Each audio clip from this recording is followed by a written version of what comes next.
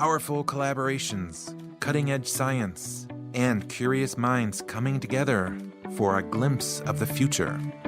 Stay tuned as we look at the latest updates on some of the most promising technology projects. In this episode, we take a look at the final results of the Safe4RAIL project. What was learned, and what are the challenges in building a better train for tomorrow?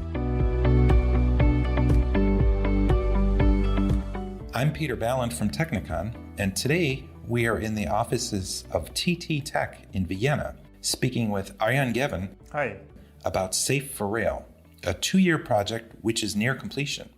With the efforts of nearly a dozen partners, TTTech contributed in this important effort, which ultimately strives to make rail travel safer by consolidating onboard systems. And if you're thinking, why hasn't this been done decades ago, you'd be right. Here's Arjan. There is so many systems in the train. It's amazing that all of those are connected with their own wires. All of those computers are redundantly done in the train. So there is dozens and dozens of computers with kilometers of cable in each train set, which adds up to a huge amount of weight, a huge amount of power that is needed to support all these. And of course, a lot of maintenance, a lot of effort that is gone into the keeping these systems up and running. And how is it that these trains, modern trains of today, have these separate components and they all operate independently? Is this a failure in the industry, or is it just because of the fact that a train consists of so many different components? For one, it is definitely the second point. So there is safety concerns always when things become more and more integrated. So for developers of the specific components, and the train is built with components from so many suppliers, and all of them need to cooperate to build their specific subsystems. So the brake system is supplied typically by one partner, but this partner again is building on top of results from many different suppliers. So there is a very large ecosystem that is behind the building or the construction of one train. And now when we don't have technology that allows these these players to cooperate nicely by separating concerns from a technology point of view, then it will be a big chaos, because all those suppliers suddenly need to interact with each other. So the only way to get them to integrate nicely on one platform is to make sure that the platform guarantees that they don't need to talk to each other all the time. And so there was the technology was not ready to support this kind of partitioning or this kind of isolation of the individual systems in a virtualized way. And this is something that we are adding here. But of course, hand in hand with the technology capability comes a kind of new development methodology or a new ecosystem structure of how those players are going to organize themselves in this new kind of environment, where perhaps so today a braking system has their own computer, which means they are supplying their own system, including everything, hardware, software, the braking system itself, obviously. And this is supplied by each individual supplier for the braking system, for the door control system, for the door system, including the door controls. With this kind of new technology, we are kind of changing a bit this architecture, because suddenly the door control computer might not be a physical computer anymore. It might just be the software for controlling the door. And the computer is a central computer on which this software is going to be integrated. So there is some changes that are going to happen in the ecosystem as well, based on this technology, where everyone kind of needs to find their new roles. Are you looking at actually creating something, or are you looking at maybe creating standards so that train equipment manufacturers can all be working on the same platform, and then we sort of have this modular system where you plug in the door system and you plug in the lights and you plug in certain items into a backbone, perhaps? Is that kind of the goal? Yes, exactly. So within Safe4RAIL, we are not focusing on developing the technology itself. The goal of Safe4RAIL is really to come up with this blueprint to make sure that everyone has the same picture, the same understanding of how these systems will be integrated. Because when we have systems that are laying side by side to each other in a federated architecture, you don't need to know too much about the other systems because you are not interacting too much with them. When all of these systems come together on one platform, then suddenly everyone needs to understand very well how they must interact with this platform. So here there is a big effort being undertaken to work together with the different train manufacturers, with the suppliers, to make sure that everyone has the same picture of how this integration shall be done in order to come to this reliable and safe architecture. So the main focus is really on let's say, creating these standards or this architecture, this platform concept. Then in the last phase of the project, we did do quite a bit of development to ensure that we have some proof of concept, where we can also show how this is then practically done. Not on the level that it can be put onto a train now and people can drive the train and it will be completely safe, but to make sure that we can talk to the suppliers of the braking system, traction system, signaling system, and so on, and to the train manufacturers, of course, to the operators. There is in the end a Deutsche Bahn or an SNCF or ÖBB in Austria that needs to operate the train. So also for them, there is some influence of this system, and we need to get everyone on the table. We need to understand what are their needs in order to come up with a solution that is going to make them happy in the end. So this project actually contributes to putting the European rail system sort of on the cutting edge of technology. If this is a successful project, it's a piece of making the European railway one of the best in the world, perhaps. No, I think the European railway system is one of the best in the world right now. What is a big challenge is, let's say, in the interoperability of trains. The European railway, we have a lot of small countries compared to the US, compared to China, compared to many other countries in the world. If you look at Europe, there are small countries, relatively small countries, and each of them have a long history with railway. So there is roughly 200 years in which each country has developed their railway system with their own railway manufacturing, their own infrastructure, and so on. And now in the more recent decades, this has become more and more cooperative. But there is a lot of legacy also in these countries. And this has been very difficult in harmonizing in many aspects. But now there is a strong push from the railway manufacturers, from the operators, in terms of interoperability. So it's not only about having an architecture, a new platform for a train. It is also a lot about the interoperability between trains from different manufacturers. So there is a possibility to connect a train from a French manufacturer to a train from a German manufacturer, and they can operate on a French track or on a German track, which at the moment is difficult to impossible. And when we talk about trains, are we talking here about passenger trains or freight trains? No, we are definitely talking about passenger trains. So the complexity in terms of the train system is higher for a passenger train. Also, the cost point is different. Whereas a transport cargo train, there is no door control. There is not a lot of electronics in the cars. So the main complexity is in the locomotive. In passenger trains, it is a bit different. So we're not talking only about high-speed trains. We're talking about different types of trains. It's high-speed trains, regional trains, but also local trains or trams or subways. So there is different kinds of trains in different kinds of environments. They have different levels of complexity, obviously, but they have the same principal issues in terms of architecture. When do you see these things happening? So if you look into the future, when do you see this system of this backbone and connect by Ethernet? And if you take a look at the timeline, what we are talking, so this is an activity that cannot stop when we have the blueprint, right? So the paperwork is roughly done. We have an idea of how to do this, but now there is still a long phase until this can actually be implemented in a train.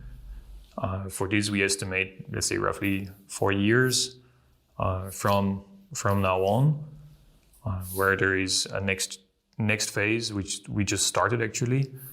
So with the end of Safe4RAIL, with the Safe4RAIL project coming to an end actually this month, there will be follow-up activities. So we did the blueprints. Now the next phase will be focusing on the implementation.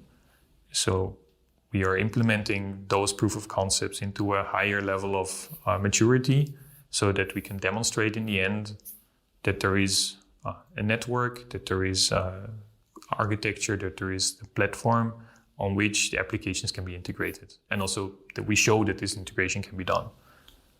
From there, so this is about 2 years activity.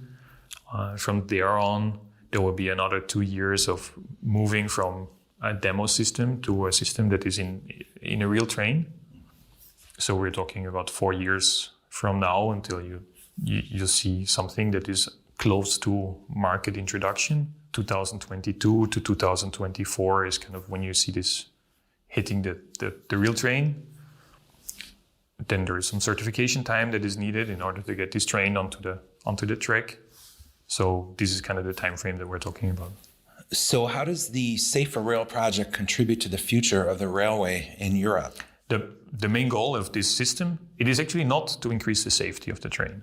So I think if you look at trains in Europe, it's the safest transportation system that you have today. We will not make it safer by this technology. The goal is definitely to make it simpler, not so much for the passenger. The passenger will not notice, hopefully, that this system is there because it's completely in the background.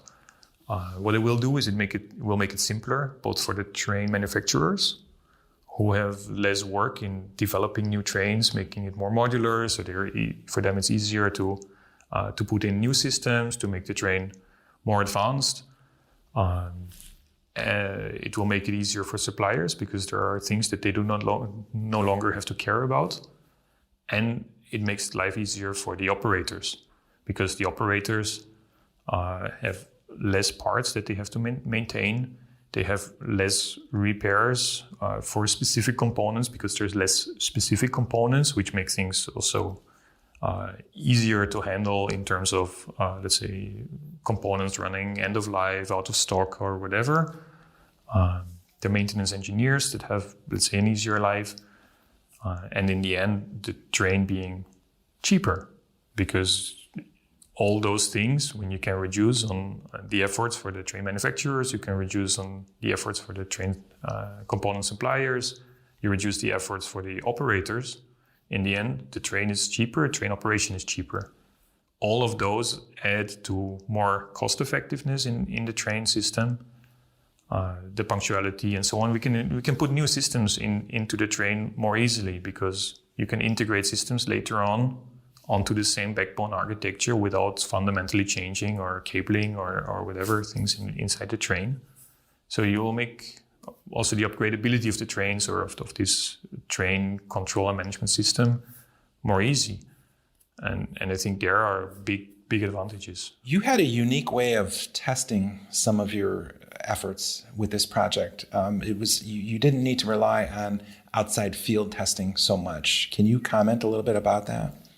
Okay, so in this project, we do not only focus on the architecture. I think this relates to your question also. So on the one side, we develop these architectural topics for the network and for the computing system.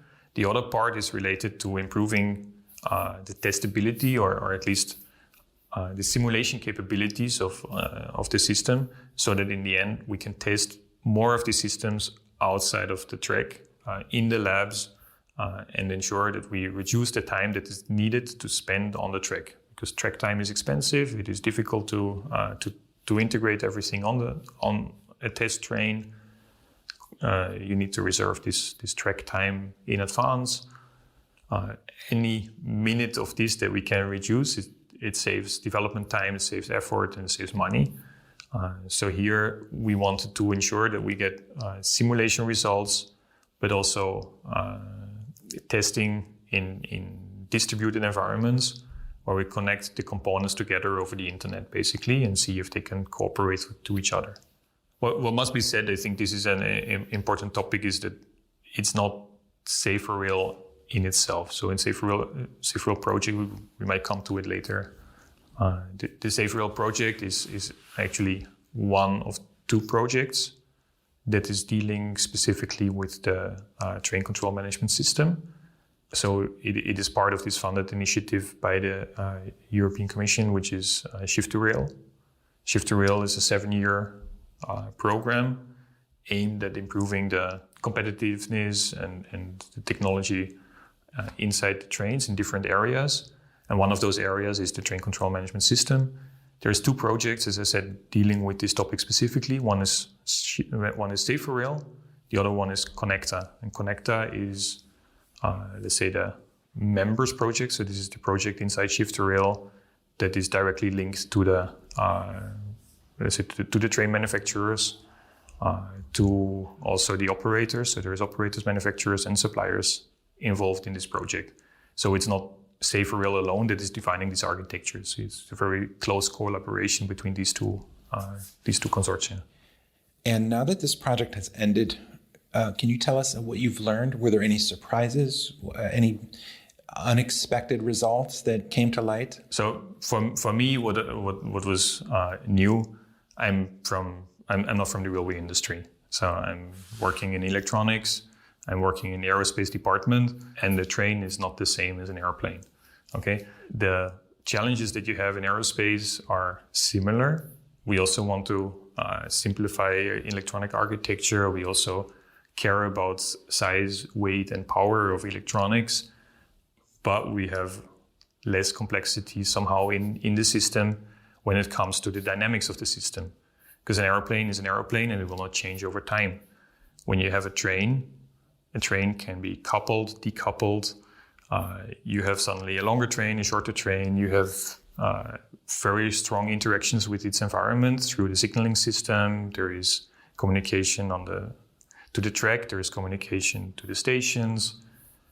So the train system is much more complex in certain aspects than an aerospace system. If you look in the future to 2030, for example, where do you see railway transportation at this time? There are very interesting developments that you see all over the world being hyped, like these very high-speed trains that are coming. You see in general that the speed of trains is increasing, of high-speed trains. The coverage of train lines is increasing in certain areas of the world, especially if you look at the Asian markets. There is lots and lots of investments in the infrastructure, and things are changing there. But also in Europe, you see very strong improvements in the areas of autonomy. There's lots of tracks here, and especially those tracks that are used frequently.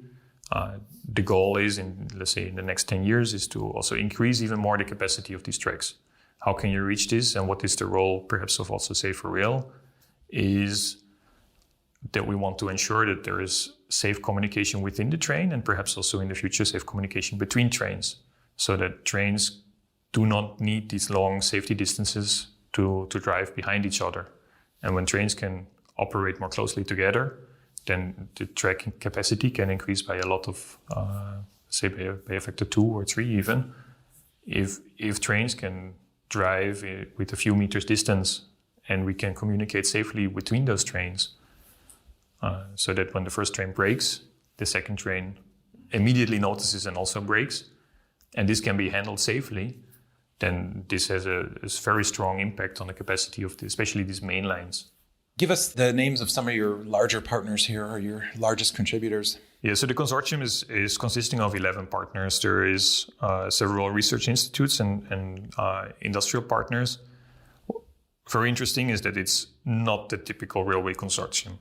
So we are combining here companies, for my case, from aerospace technology and industrial automation technology, which is also inside TTTech, with companies like IAV, who is a strong partner in the automotive domain, to see what kind of technology we can bring in from those different domains that are at the benefit of railway. Then on the other side, there is strong railway partners that are well known in this community or have a lot of safety background, because in the end, these technologies are at the backbone of the train. If something goes wrong, this is very critical technology. So there is, for example, near Engineeria in the area of Bologna in Italy, who is safety experts. There is TÜV Süd is involved from a certification point of view. We have typical railway partners, Unicontrols or New Tech, which are suppliers of components in software that already are driving in trains today. But also university partners like University of Siegen. There is ICALAN, which is a research institute in Spain. And IFSTAR, which is a research institute in France. Obviously, there is also security concepts. So there is Technikon specifically also working on those. ELETEC is working on a specific kind of application. So we don't only want to see whether the system works in principle. ELETEC has experience in the braking system. So braking system is the one most critical function in the train. We want to ensure that we have an idea, a concept of how this specific system can be integrated into this platform. If we can do it for the braking system, we can do it for any other system. Thank you for speaking with us today. Thank you also for your contributions to this project, and we wish you continued success in future projects. Thank you. This project has received funding from the Shift2Rail Joint Undertaking under grant agreement number 730830. This joint undertaking receives support from the European Union's Horizon 2020 Research and Innovation Program.